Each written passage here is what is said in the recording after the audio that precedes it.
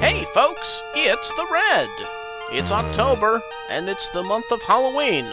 So what better way to celebrate than with a new Top 10 video? Today I'll be counting down the top 10 scariest things in video games. My scariest things, anyway. Anything that's ever given me a chill, a scare, made me feel uncomfortable, I'm going to be telling you all about it in this list. So yeah, you can imagine putting a list like this together wasn't easy. Now this is going to be a bit of a different list than what you would probably expect from me. In fact, there's going to be a few things in here that I wouldn't show under normal circumstances. As such, I'm going to go ahead and put an M rating on this video.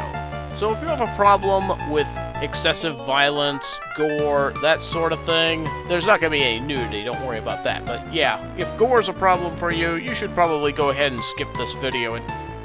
Alright, then with that out of the way, let's go ahead and start this list.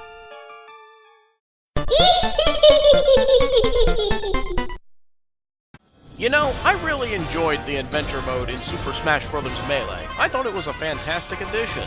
But if there's one criticism I had about it, it's that the final boss was pretty underwhelming. Or at least I thought so, as I was playing up through each difficulty.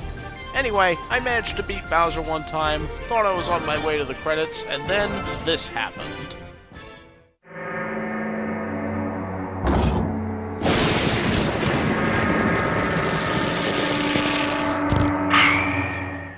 Holy crap, I did not know what to think of this. Probably didn't help that I had to witness this in the middle of the night right before bed.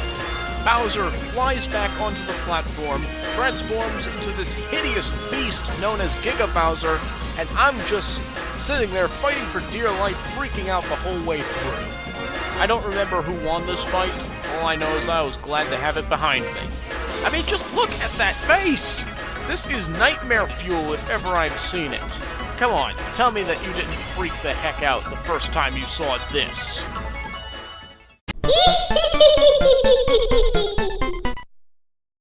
There was always something that bothered me about NES Tetris. Whenever you start getting close to the top, the music starts speeding up. Suddenly, you're in a panic. There's worry that you might end up going too high, making you more likely to make a mistake. This is not what I want to hear right before I'm about to lose the game. But I suppose there's some good that comes of it. With the music going faster, you'll also start thinking faster, giving you a chance to see those pieces in advance and place them where they need to go to get the puzzle down. Boy, was the NES days something else.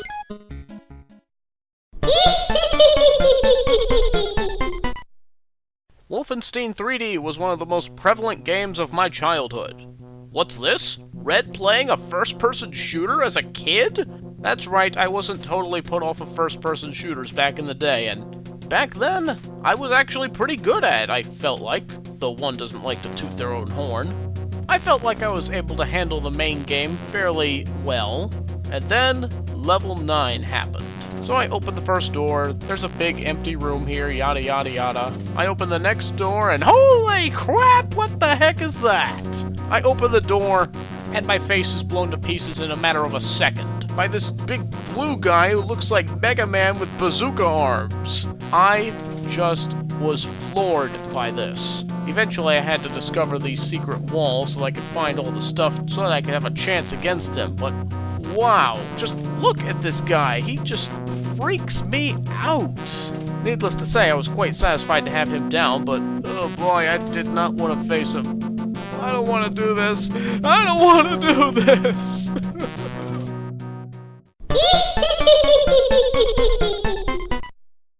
Minecraft mining.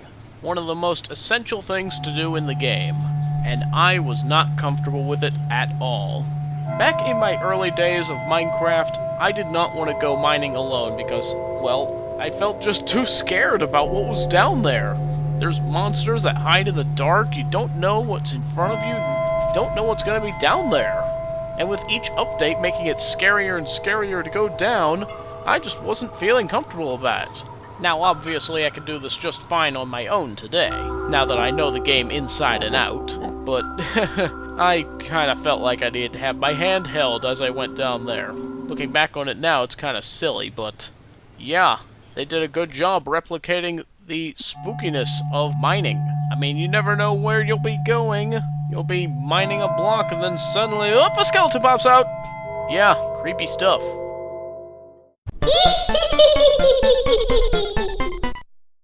I don't even need to say anything. I only need to play the music.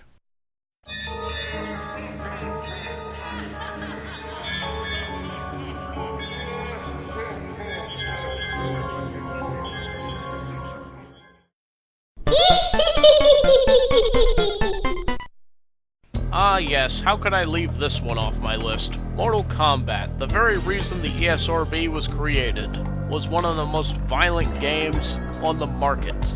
If not for the unrealistic amount of blood and gore that are knocked out of your opponents, there were also these brutal fatalities that were just really hard to watch, in my opinion. It falls back on a later thing that I'll be mentioning in this list, but yeah, some of this stuff was just morbid and horrid. It just made my stomach churn inside to watch this. I suppose to another degree, Primal Rage also did this.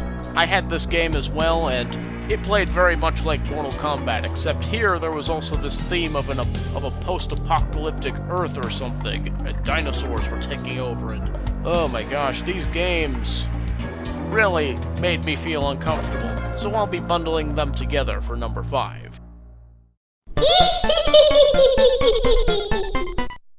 Following the success of Wolfenstein, the developers went ahead and made their next game, Doom. And it was at this point that first-person shooters were off my list of games to get. Just looking at this game, everything about it just looks scary. The monsters you face, the bosses you face, the setting. Oh, I didn't want any part of this. That's all I really needed to say about that. I used to own this game. It came in a fancy red cartridge, red for stay away from this. And yeah, aside from the little bit of gameplay I've seen of it, I never really had much exposure to this. Nothing was left except for a few childhood scars.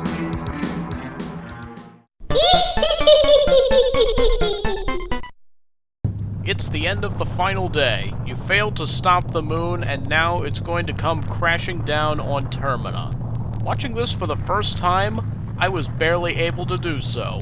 Just watching as the entire world was destroyed before my eyes. Watching all of Clocktown go up in a big hellish fireball, followed by the rest of Termina. And as if that wasn't enough, the game adds insult to injury as Link just stands by, watching helplessly as the entire land is destroyed and he himself is engulfed in flames, while Majora's Mask floats into the background laughing at you.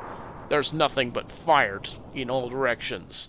Game freaking over.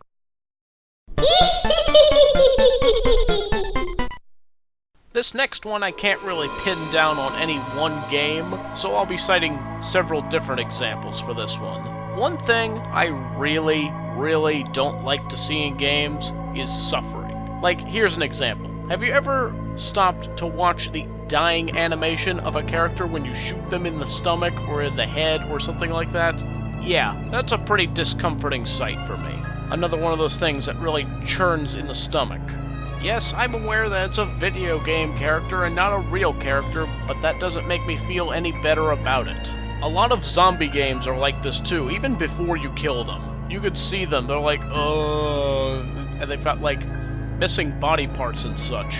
It's really not a pretty sight, and it's a large part of why I don't want to play games like Left 4 Dead. And I really wish my friends would stop asking me to play that. Seriously, I can't wait for the zombie game kick to come to an end, because frankly, the video game market is oversaturated with them at this point anyway. There's another game, Surgeon Simulator, where you have to perform heart surgery on someone, and to do so you have to break through their bones and remove parts of their body in order to get to their heart, and oh my god, I'm holding my stomach as I'm watching this go on, and I can't get over how painful this looks. So this is the sort of stuff that I really don't like to see in games, and a lot of first-person shooters and zombie games and stuff like that have this in spades, and that's why I don't really want to go anywhere near them. Well, I dare say for me, this Halloween has been pretty spooktastic, putting together all this game footage, but the worst is yet to come. What did I find to be the most scary thing in all of video games? We'll know in a moment, but first, a quick recap. Number 10, Giga Bowser. Number 9, Tetris Top Out. Number 8, Crazy Bazooka Man. Number 7, Mining. Number 6, Sonic CD Game Over, US version. Number 5, Fatality. Number 4, Doom. Number 3, Termina's Moon. And number 2, Suffering. I bet some of you are pretty surprised that Suffering didn't make number 1 on my list. But trust me, there was something worse. Much worse. Something that very well could have changed the way I grew up as a gamer, or if I even became a gamer at all. What could possibly be that bad? Here it is.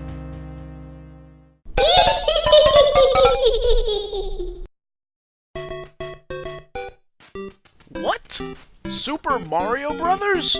Are you kidding me? What in this game could possibly be scary enough to justify the top 10, let alone number 1? Is probably what you're thinking right now, right? Well, it's actually quite simple. In fact, we're looking at it right now. It's the timer. I don't know what it was about it, but I did not like the idea of that thing ticking down while I was playing. Often I would be watching my parents play this game, and they always made it to the goal with no problems, but when that timer got below 100 seconds, the music speeds up. Suddenly there's a panic. What's going to happen if that timer hits 0? I was pretty young at the time, so the unknown factor about this was really troubling. I guess I had the mindset of, if you die in the game, you die in real life. Or maybe the game would lock up or something. Either way, I didn't want to find out, and it was a large part of why I didn't want to play the game. And that's why I was more inclined to play its sequel, Super Mario Bros. 2. I appreciated this game for the fact that it had no timer on it. And thus, this was the first Mario game I ever played. And the first video game I played. So it holds a pretty important place in my heart. But eventually it came to the point, my parents really wanted me to play Mario 1 for some reason, and while I was playing through the stages with no problem, that timer still bothered me. So you know what they did? They took a sticky note and placed it on the TV screen over the timer. And this was their solution to getting the timer off the screen so that I would actually play this thing. Pretty silly looking back on it, but nowadays I can play through this game no problem. I don't remember how I eventually kicked the whole fear of time thing. In fact, I may not have, because there are other time-based games that I feel uncomfortable playing, like Pikmin and Animal Crossing. But at least now I know there's nothing to worry about in Mario games. Well, thanks for joining me for this top 10, and looking down there I can see that this video is really running out of time here, so I think I'm gonna go ahead and hurry things up here. Thanks for watching my video. Rate, comment, subscribe. Keep it out for future videos, and I'll see you next time. Bye! Oh, happy Halloween, too!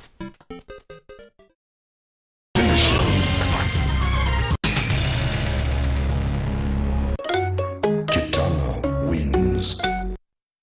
Friendship. Friendship?